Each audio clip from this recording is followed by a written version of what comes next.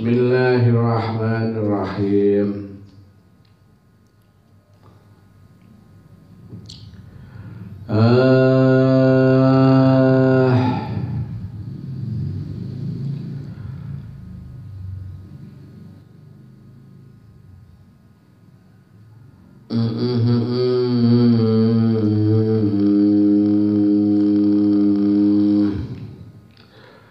Ada hal-hal yang wajib dipelajari, ada hal-hal yang harus dipelajari oleh seseorang, ya utamanya yang berkaitan dengan keseharian atau keadaan dirinya. Maka bagi seorang muslim yang punya kewajiban sholat, maka wajib bagi seorang muslim itu untuk mempelajari atau nyinaui tentang sholat. Begitu halnya mempelajari tentang hal yang berkaitan dengan sholat, itu hukumnya wajib. Karena mempelajari sesuatu yang berkaitan dengan berdirinya atau untuk dilaksanakannya kewajiban, maka itu hukumnya juga wajib. Masyaallah, fayuftaratu alaihi ilmu ma yaqa'u lahu fi sholati biqadri ma yu'addi bihi fardhu sholat wa yajibu alaihi ma yaqa'u lahu biqadri ma yu'addi bihi al-wajib. Lianna ma yatawassilu krana satemene perkara yatawassilu kang digawe apa iku lantaran bihi kelawan ma ila iqamatil fardhi maring jumenenge, maring didirikannya, dilaksanakannya kefarduan, kewajiban, yakun moko ana faridon fardu alias wajib. Wa lan perkara tawassilu kang dadi kang digawe bihi lawan ma ila iqamatil wajib maring jumenenge perkara sing wajib, yakunu ana wajiban hal wajib. Maka begitu halnya untuk mempelajari sesuatu yang bisa atau yang dijadikan sarana untuk berdirinya, terlaksananya suatu kewajiban, maka hukumnya wajib. Wa kadzalika lan kaya mengkono wajib fi shaumi dalam poso wa zakat lan zakat in kana lamun ana lahu kedhe wong iku malun harta. Wal haji lan haji in wajaba lamun wajib alaihi ing atase wong, harus dadi kewajiban ing atase wong haji, ya, karena haji itu wajib bagi tertentu orang-orang yang memiliki kemampuan. Jadi mempelajari hal-hal yang berkaitan ninaui atau ngawrui satu hal-hal yang berkaitan dengan kewajiban kita, hukumnya wajib, ya. Wa kadzalika lan kaya mengkono ngawrui fil buyu ing dalam hal atau dinukuh jual beli. Begitu halnya untuk mempelajari yang ilmu yang berkaitan dengan jual beli. In kana lamun ana sapa wong iku yutajiru pedagang. Yutajiru dadi pedagang sapa wong, dagang sapa wong. Maka sebagaimana kita sampaikan kemarin, kalau orang itu bertani maka wajib belajar ilmu pertanian. Begitu juga seseorang wajib untuk mempelajari tentang ilmu jual beli apabila dia menjadi seorang pedagang. Kila dan ketika akan dikatakan Muhammad bin Hasan maring Kiai Muhammad bin Hasan. Maka ditanyakan kepada Kiai Muhammad bin Hasan rahimahullah, mugi-mugi rahmati maring Kiai Muhammad bin Hasan sapa Allah Gusti Allah. Ala tusannifu kitaban fi zuhdi. Kiai, ala tusannifu ana ta orang ngarang napa panjenengan kok mboten ngarang kitaban ing kitab zuhdi kang nerangaken kang bahas ing dalam perkara zuhud. Ya. Kiai Hasan ini terkenal sebagai kiai ahli hikmah. Kiai ahli hikmah, ya. Dan termasuk sufi juga, beliau ini tokoh sufi juga. Yang mana orang-orang sufi atau seorang yang semacam Kiai Muhammad bin Hasan ini lebih cenderung membangun yang berkaitan dengan spiritual, rohani, ya, rohani. Maka ditanyakan oleh seorang muridnya atau oleh masyarakat kepada beliau, Kiai, kenapa panjenengan kok mboten ngarang kitab zuhud? Zuhud. Zuhud adalah gaya hidup atau pola hidup bagi seseorang, ya, yang lebih mengutamakan akhirat daripada dunia. Zuhud. Pola hidup yang orang zuhud ini terhadap dunia bukan dia abe terhadap kehidupan dunia, tidak, tapi beliau lebih memprioritaskan akhirat timbang dunia. Orang zuhud itu lebih memprioritaskan akhirat daripada dunia. Ya. Dengan konsep pengendalian terhadap kebutuhan dunianya. Orang zuhud, ya, aku zuhud teman, zuhud. Bukan menolak dunia, ya, tapi meminimalisir kebutuhannya terhadap dunia, lebih mengutamakan akhirat. Ya, ini konsep dasar zuhud. Kalau maka jawablah Kiai Hasan, sonaftu kitaban fil buyu. Sonaftu wis ngarang sapa idun kitaban ing kitab fil buyu ingkang nerangaken ing dalem perkara jual beli. Ya. Nah, kalau jual beli ini cenderung orang memahami ini kaitannya dengan fikih. Dengan fikih, ya, fikih muamalah. Nah, karena di sini ada unsur-unsur yang berkaitan dengan hak dan kewajiban seseorang di dalam memenuhi atau melakukan tanggung jawab ketika seorang itu menjadi pedagang. Apabila bertemu dengan pembeli, bagaimana sikapnya, apa yang diperbolehkan dan apa yang tidak diperbolehkan ketika seorang itu bertransaksi.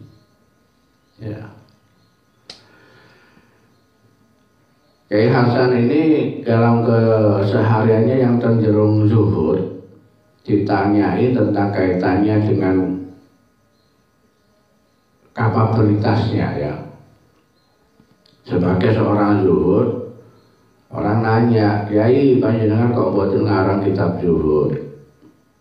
Aku wis ngarang, tapi ngarang kitab jual beli. Tuh kok malah ngarang kitab jual beli? Niku kan urusan dunia, orang wis berbicara jual beli ini cenderung orang beranggapan itu urusan dunia. Orang zuhud itu jadi toleh akhirat. Ya, orang pedagang jadi toleh dunia. Sebab apa? Nilai keuntungan materi itu selalu menjadi acuan bagi seorang pedagang. Ya. Maka di sini beliau menjelaskan, yakni ngarepno sapa ingsun az-zuhdi. Ngarepno sapa ingsun az-zahidu utawi kang den arani zuhud. Nah, beliau menjelaskan Az-zahidu dagang yang diarani zuhud iku man wong yataharruza. Yataharruzu yaiku wong kang ngreksa anis subhat saking perkara subhat wal makruhat lan perkara kang makruh. Fit tijarati dalam perdagangannya. Saya punya anggapan atau yang saya kendaki itu di sini adalah yang dikatakan zuhud itu adalah orang yang mampu menjaga dirinya dari perkara-perkara yang subhat dan makruh di dalam perdagangan. Ketika berdagang, seseorang ini mampu menghindarkan dirinya dari perkara-perkara makruh dan subhat. Nah, karena beliau menganggap bahwa yang paling berpotensi orang melakukan pekerjaan-pekerjaan yang makruh atau subhat, atau bahkan melakukan perbuatan-perbuatan yang curang, yang dilarang atau yang diharamkan, itu adalah pedagang. Pedagang. Sebab gak ono ceritanya wong pedagang itu pingin rugi.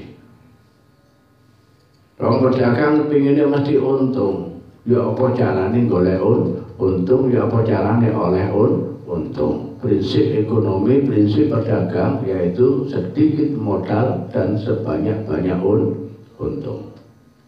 Ya ngono. Nek iso gak modal, gak untung tapi oleh untung.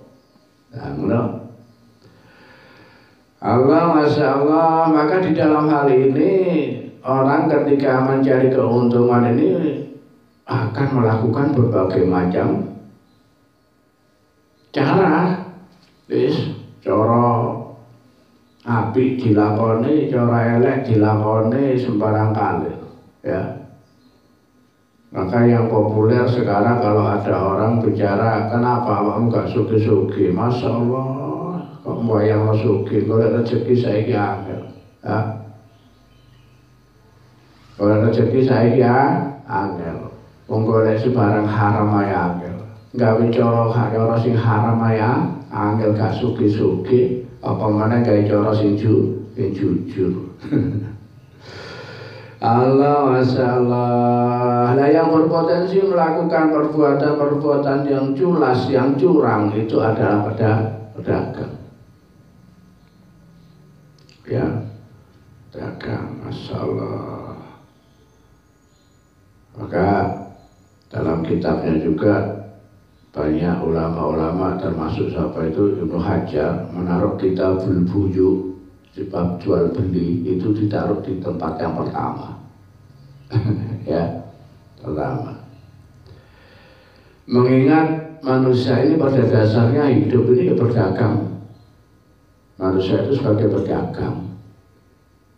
Sering mempersepsikan dirinya, memperlakukan dirinya sebagai pedagang.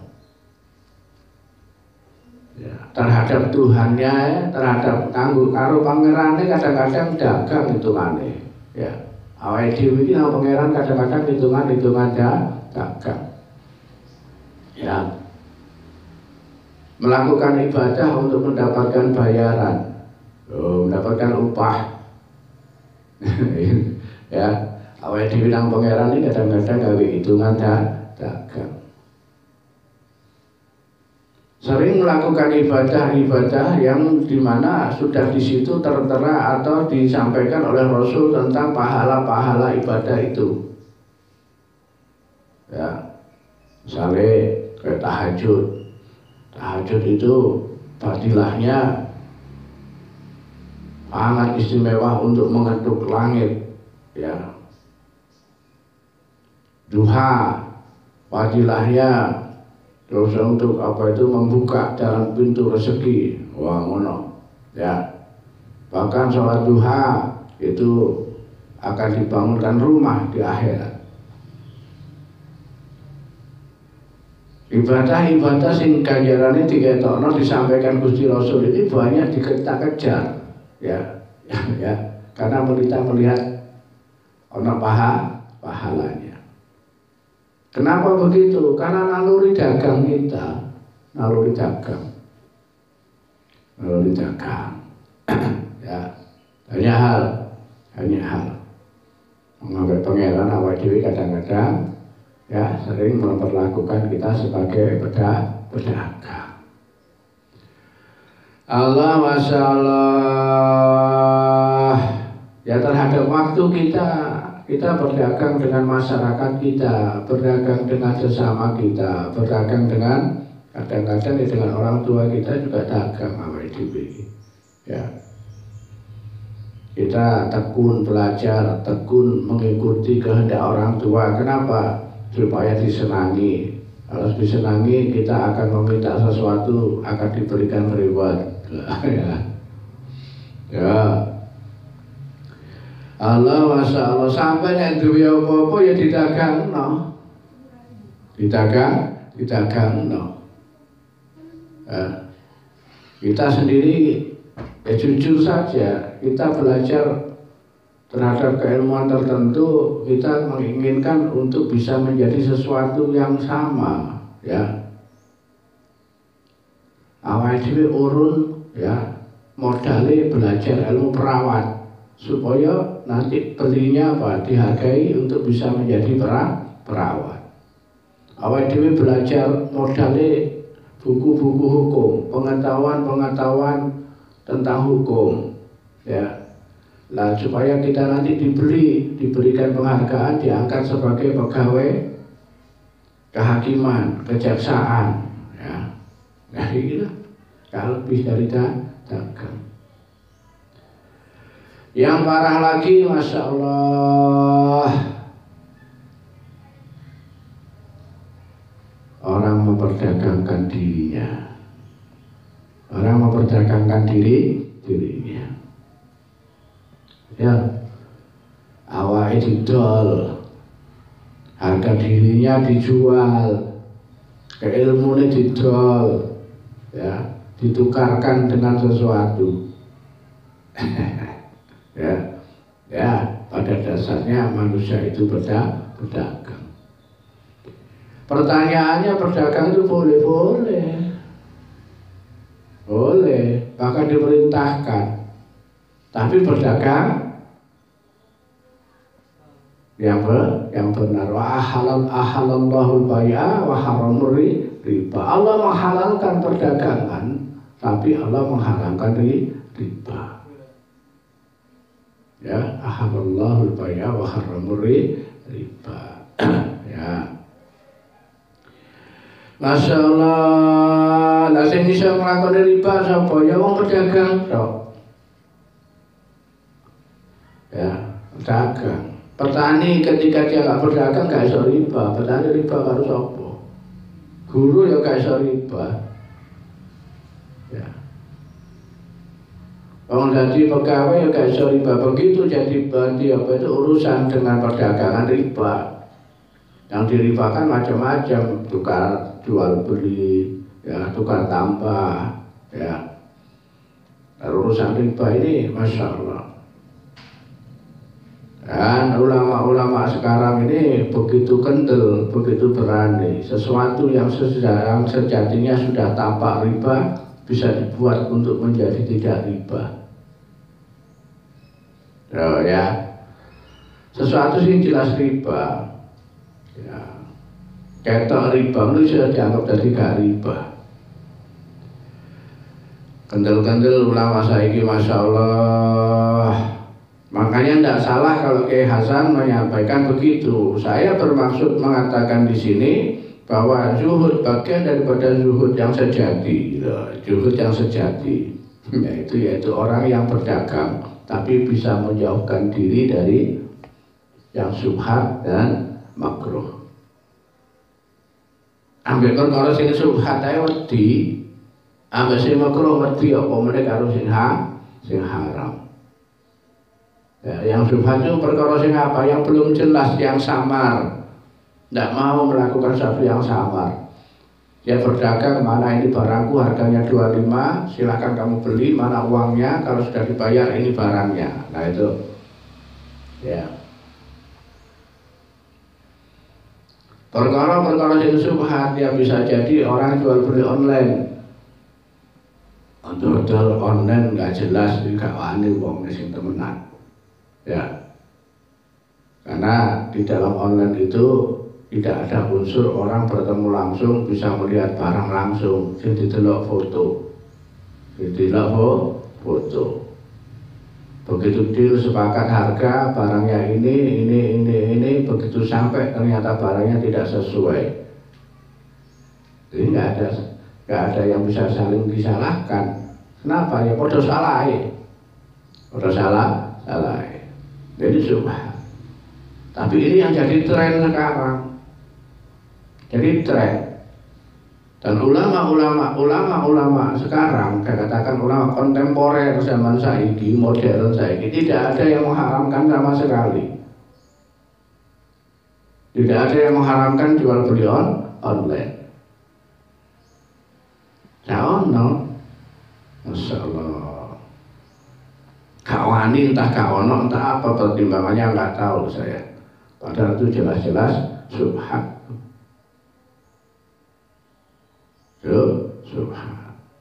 Subhan yang cenderung haram.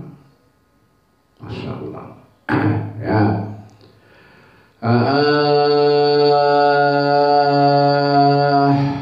Unsurnya kepada kemakluman.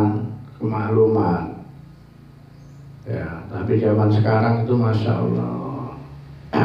Ya, zaman saiki tetap akan kembali kepada semula apa yang ada. Ya, orang kalau jual beli yang terbaik ketemu langsung, ya, bisa khiyar dalam satu majelis, iso akad-akatan langsung, barangnya ono, didelok, duitnya ono, wis dibayar. Nanti itu yang terjadi akan kembali lagi. Ini masyarakat lagi trial and error. Masyarakat kita itu kan selalu trial and error, selalu mencoba dan salah mencoba terus.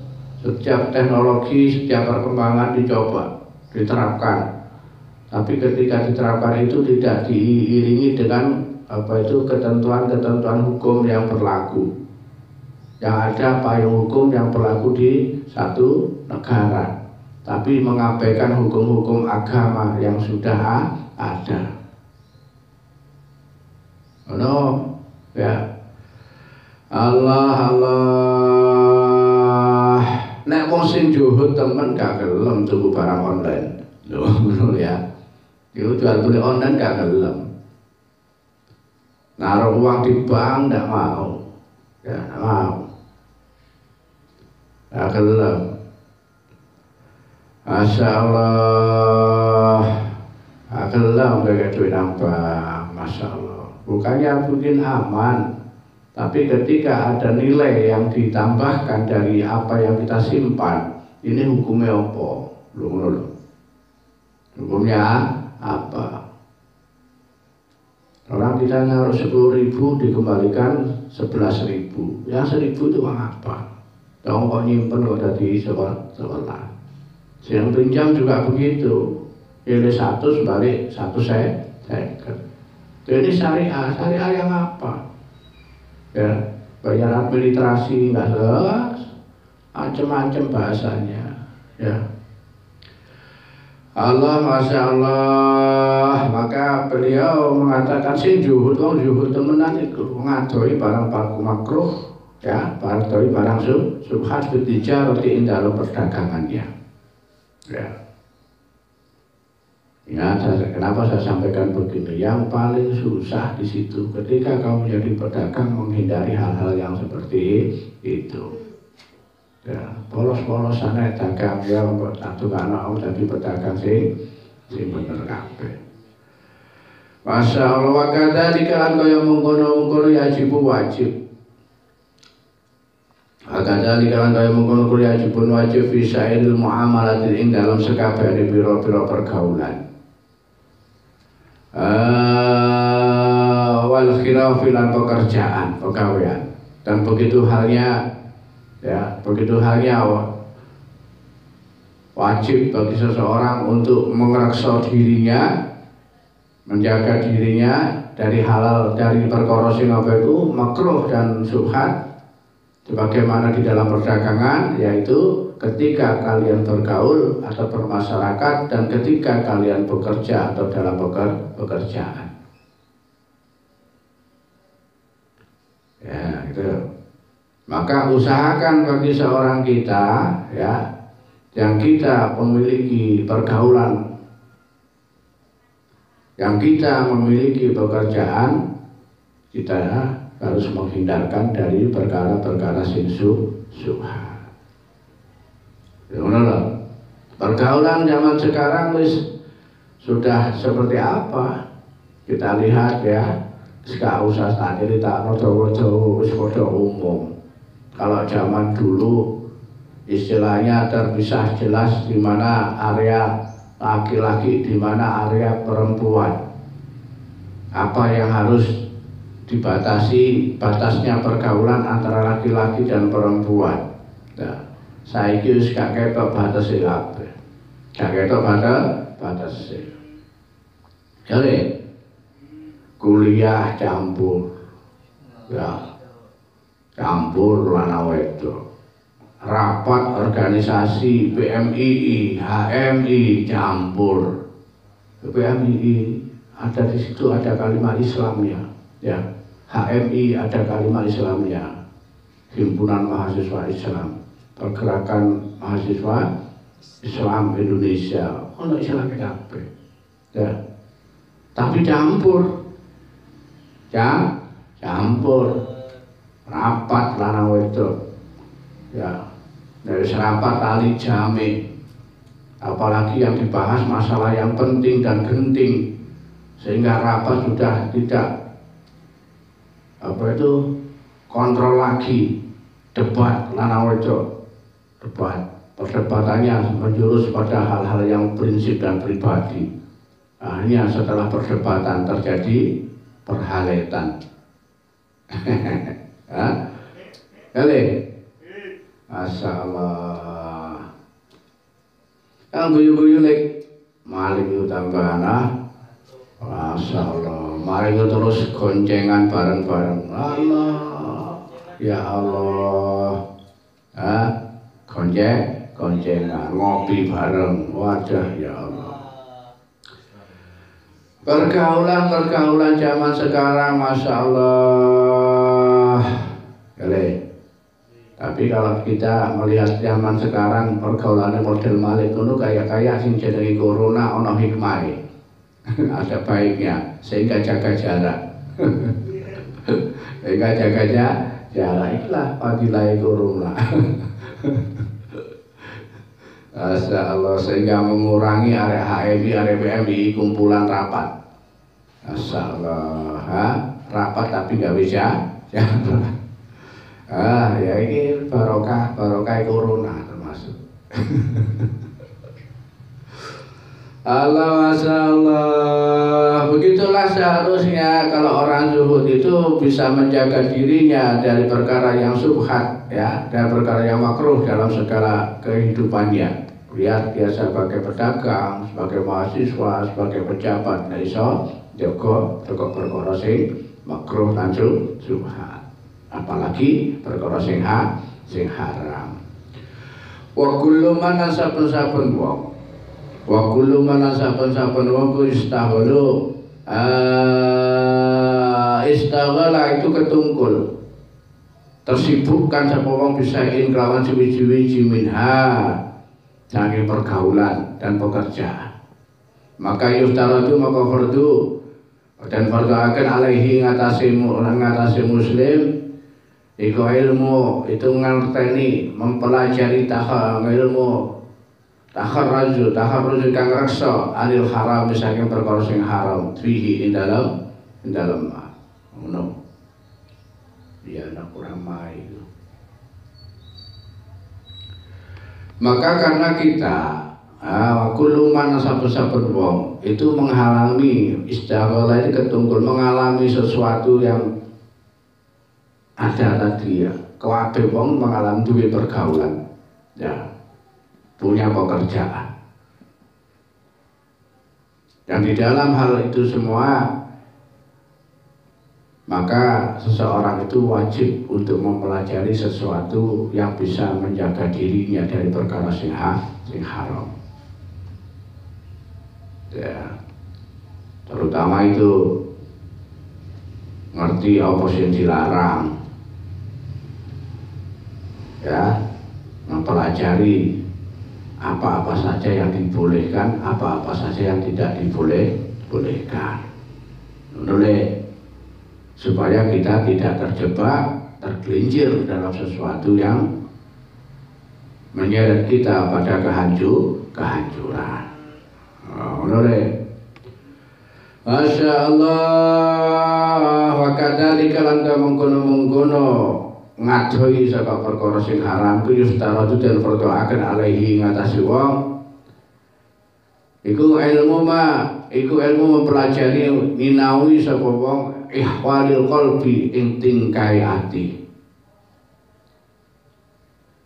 Kadhalika lan kaya mengkono-mengkono wajib mempelajari sesuatu yang berkaitan dengan bagaimana kita menjauhkan diri dari keharam atau perkara-perkara yang dilarang, maka juga difardukan, diwajibkan atas diri seseorang, ya seorang muslim untuk mempelajari tentang tingkah pola hati,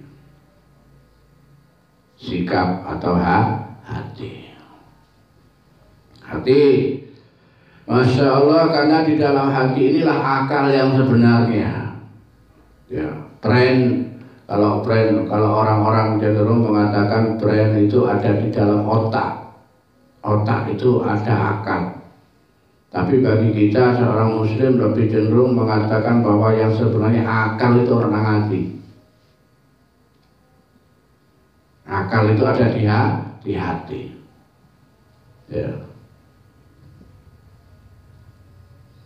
Akal itu renang hati, bukan di otak sebenarnya.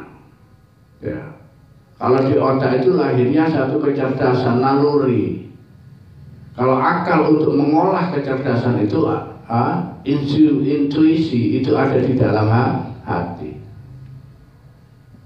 Menurut yang benar satu itu, ya.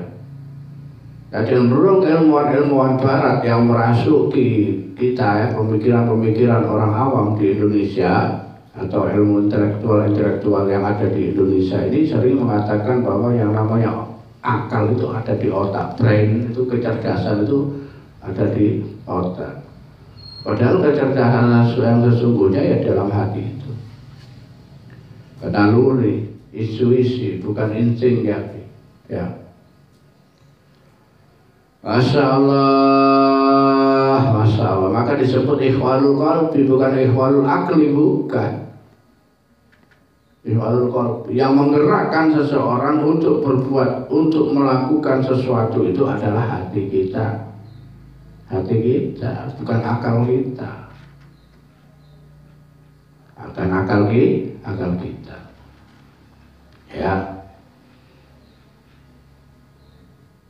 Ada orang yang teliti, yang mempelajari tentang skema jasad dan rohani manusia. Dia mengatakan bahwa akal itu, otak itu adalah sensor.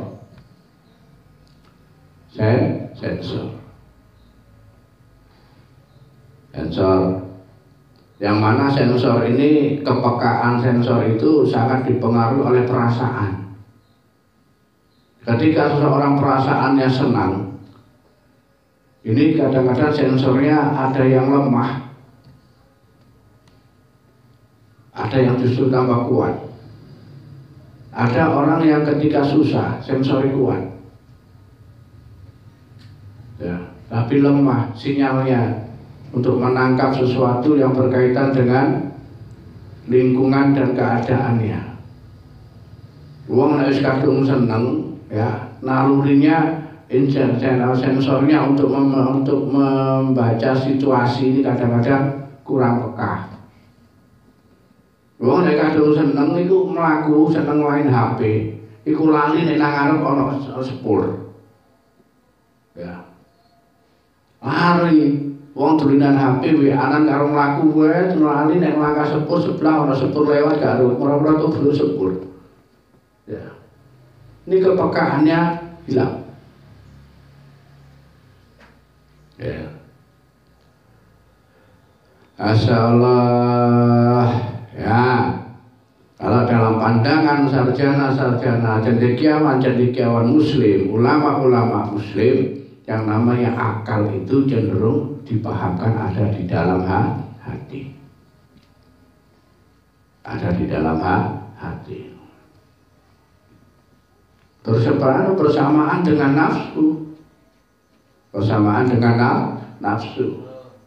Bersamaan dengan keikhlasan. Kalau konsepnya Syekh Abdul Qadir Jailani, di dalam hati itu ada labirin-labirinnya, ada di situ berapa titik nafsu, berapa titik apa itu, nafsu pun dibagi-bagi, nafsu lawamah, nafsu amarah, nafsu macam-macam di titik-titik tertentu. Ya, ya itu sudah kita bahas dalam hal yang lain. Tapi ini konsep dasarnya bahwa yang namanya ihwalul qalbi, tingkah pola hati, ini menjadi sesuatu yang prinsip dalam kehidupan kita sebagai seorang muslim. Ya. Karena di dalam hatilah timbul apa itu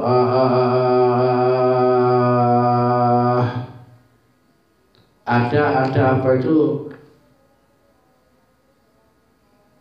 perasaan yang mendasar, ya, yang dimiliki oleh manusia. Siji minat tawakkuli, saking tawakal, wal inabah lan bali taubat, wal khosyah lan wedi, wal ridha lan ridha. Ya, ada perasaan dasar manusia itu satu.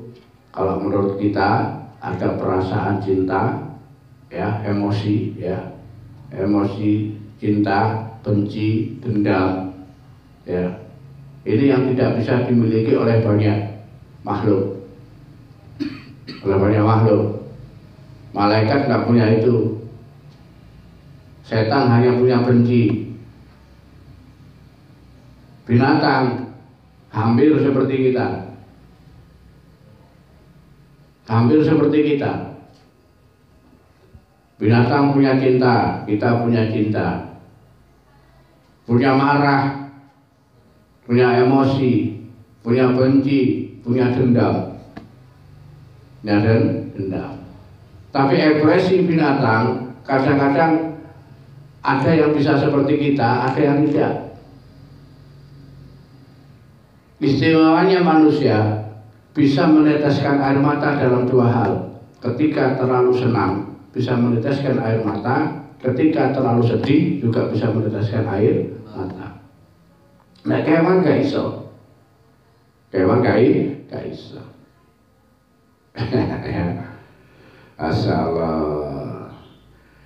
Nah, tingkah laku hati ini yang ya, tingkah laku hati inilah yang berkaitan dengan ketawakalan. Tawakal itu artinya nerimo, pasrah, pasrah. Ya. Tawakal ini merupakan satu puncak dari sebuah proses. Ketika seseorang sudah berikhtiar, maka penyerahan dirinya itu adalah tawakal ala Allah. Ya, menurut harus tidak ada tawakal tanpa ikhtiar, menurut. Karena kalau tidak, maka tawakal itu identik dengan malas. Kayak Malik, turu, lek engkau nilaimu gak apik turu. Wah, napa kula tawakal mawon. Nek gak tawakal, males. Males. Santai-santai saya kan tawakal. Tawakal. Turu, apa wis pasrah mbek pangeran. Lho, ojo pasrah dhisik. Tawakal itu nek wis ikhtiar. Ikhtiar yaitu perbuatan yang diiringi dengan doa, mari ngono tawakal. Ya kok cari sing gawe urip? Ya memang kabeh kok cari sing gawe urip. Apa kamu iso budi gak iso budi. Tapi ya tawakal ya udah ikhtiari. Ana ikhtiari. Ya, karena sunatullah itu banyak berlaku berkaitan berlalu dengan sebab akibat. Ya, sunatullah itu banyak yang berlaku dengan sebab akibat. Sebab kamu jalan maka disampaikan sama Allah. Nabi Musa kita contohkan Nabi Musa.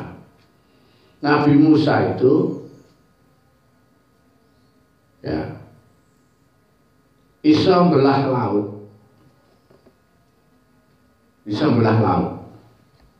Sebab apa?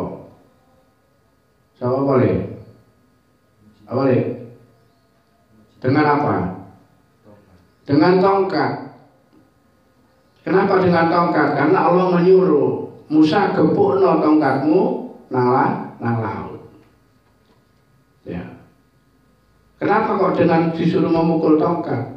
Apakah Allah nggak bisa tiba-tiba Musa menang wae lautnya terbelah? Allah begitu bisa nggak?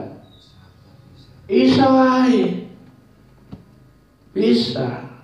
Tanpa harus menyuruh Nabi Musa memukulkan tongkat itu bisa laut terbelah. Tapi Gusti Allah kok menyuruh Nabi Musa untuk memukulkan tongkat. Artinya apa? Ana usaha. Ada usaha yang nanti hasilnya supaya laut terbelah. Menurut sedikit manusia minimal kudu ana usaha. Ono le. Gusti Allah iso mlaku Musa mumpung laut terbelah tanpa harus memukul laut, ngepuk laut iso ae Gusti Allah. Innallaha ala kulli syai'in qadir. Gusti Allah kuwasa iso ae. Laut buka. Tapi apa kok Gusti Allah kok ngutus Musa, Nabi Musa kok ngepuk karo tongkate. Nah, ini sebagai lambang ya, sebagai kita tadabburi, kita pelajari di sini bahwa untuk mencapaikan hasil yang positif maka harus ada usaha. Oh, ngono ya.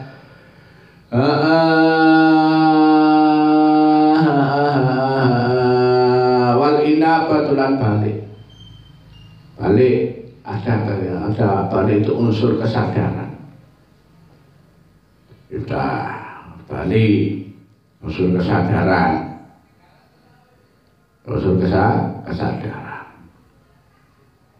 Ya. Karena kenapa? Tawakal itu angel, wong balik itu ya angel. Wong balik itu angel. Wong tobat itu angel. Kenapa ini tobat? Angel. Maka Gusti Allah memberikan satu reward penghargaan yang luar biasa kepada orang-orang yang bertobat. Masya Allah, dosa entek. Ya. Ketika ada seseorang yang tidak bertobat, takut dan dia merasa terlalu besar dosanya, sehingga dia merasa jauh sama Allah. Ketika disuruh mbok ya tobat, ya Allah, jawab dari aku itu tobat mungkin gak diterima karo Gusti Allah. Dosaku gede, wakil dosaku mulai cilik projot iso ngamal sampai saiki aku gak tahu ngamal api, ibadah gak tahu, maksiat terus, apa ya diterima karo Gusti Allah? Ya, jawaban yang sederhana. Sak gede-gede sini dosane menungsa, sik luwih gede pengapurane Gusti Allah. Ya. Sebesar apapun dosane manusia, sik luwih gede pengapurane Gusti Allah. Gusti Allah Maha Pemaaf. Saking senenge Gusti Allah dilebang taubat, Masya Allah, begitu taubat dosane entek kabeh. Ya. Diceritakan sama Rasul ketika ada seorang yang mencari taubat, yang setelah membunuh berapa orang? 99 orang. Sampai yang ke-100 dia bisa mati karena taubat diterima taubatnya, maka surga tempatnya.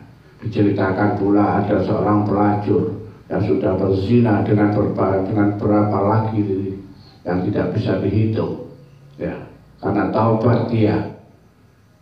Dalam perjalanan taubatnya dia mati, ya, dengan rasa belas kasihannya dia untuk memberi minum seekor anjing, itu pun taubatnya diterima. Ya Allah, dia balik taubat. Taubat. Kenapa? Karena taubat itu harus dilandasi dengan kesadaran akan kesalahan yang dia lakukan, sehingga seseorang ini ada penyesalan. Dakwah dhewe iki Masya Allah jarang istighfar, kok buru-buru istighfar. Istighfar ini adalah persyaratan orang untuk taubat. Persyaratan awal untuk taubat istighfar. Dakwah dhewe istighfar jarang. Kenapa? Karena rumangsa gak duwe dosa. Rumangsa gak duwe dosa. Masyaallah. Masyaallah. Makanya orang bisa bertobat itu satu karunia yang luar biasa. Luar biasa, ya, Masya Allah, yang patut disyukuri.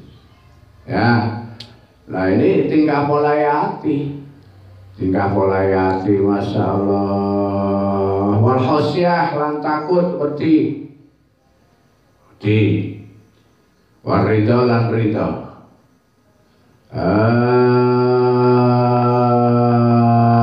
Ya wis besok diterangkan ya. Alhamdulillahirabbil alamin.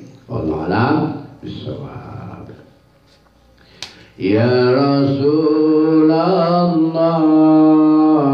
salamun alaik ya Rafi'a syari wa tarji al-fatayati ratal alamin ya uhailal jud diwal karami Rabbi fa'amfana bibarakatihim wa binal husna bihurmatihim wa amitna fi tariqatihim